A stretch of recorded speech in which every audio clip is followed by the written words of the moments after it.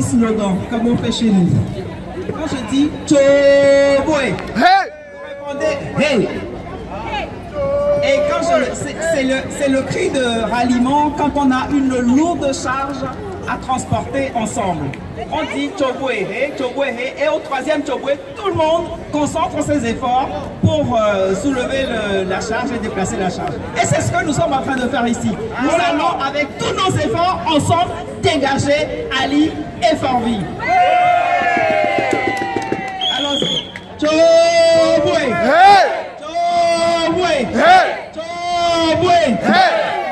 Voilà. J'ai un message pour vous. Vous l'avez déjà entendu ce message, mais je vais vous le redire.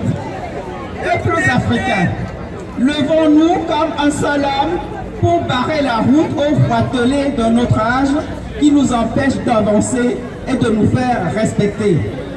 Ceux d'entre vous qui étaient là au début des manifestations des Gabonais se souviennent probablement de ce message qui vous a été livré par un Togolais, un de nos anciens, un de nos aînés, tout petit, qui aurait bien voulu être avec vous aujourd'hui, mais qui ne peut pas, et qui vous transmet toute sa sympathie, ses encouragements pour que vous continuiez la lutte jusqu'à la victoire finale.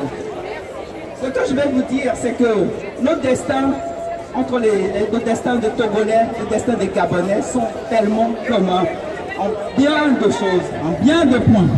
Nous avons connu l'ère des partis uniques, d'abord les coups d'État militaires qui ont porté des personnes, des chefs d'État illégitimes au pouvoir. C'était le cas chez nous avec le père Eyadema Gnassingbé qui est décédé maintenant.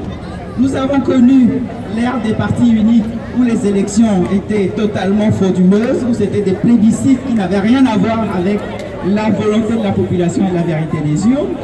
Et puis dans les années 90, nous nous sommes levés comme un seul homme pour réclamer le multipartisme et la démocratie.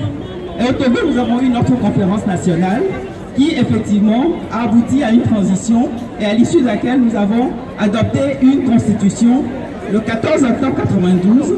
Cette constitution a été votée avec un taux de participation de 85% et 97,4% de oui.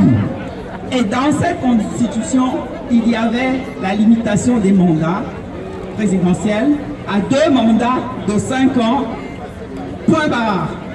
Et il était bien précisé que nul ne peut exercer 2 mandats, jamais. 2 mandats, 10 ans, c'est un maximum.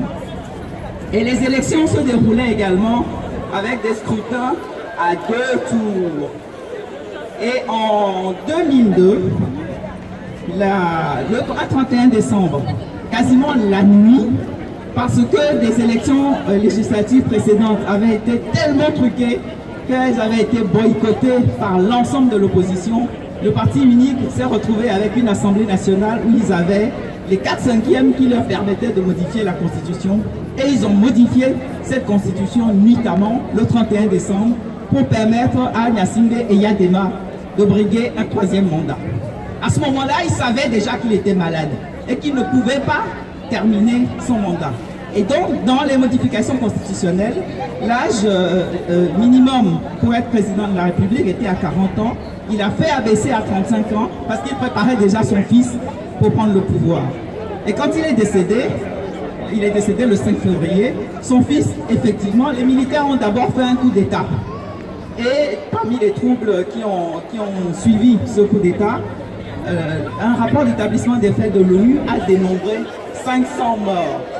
La population du Togo à l'époque était de 6 millions d'habitants.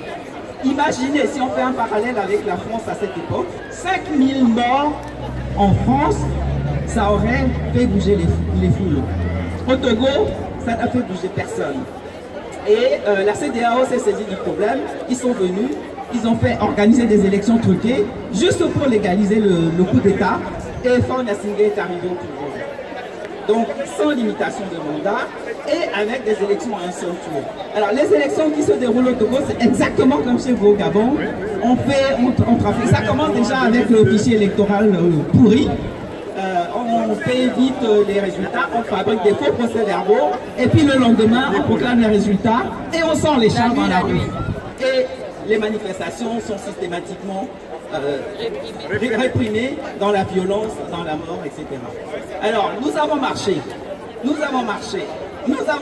en 2010, nous avons marché en 2015. À chaque élection présidentielle, violence, on marche au Togo. Et après, on nous appelle au dialogue. Et on va au dialogue, et on signe des accords, et les accords ne sont jamais respectés. Voilà. Donc, comme vous le voyez, nos destins sont vraiment communs. Et cette fois-ci, les Togolais se sont levés, et ils ont dit non, ça suffit. Maintenant, plus de dialogue, et il y a des Faure Gnassingbé. Soit il remet la constitution de 92, la constitution originale de 92, soit il dégage.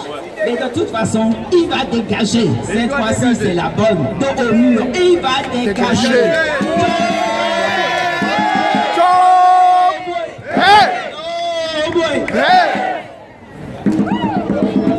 Merci. Comme vous pouvez voir, c'est le même combat.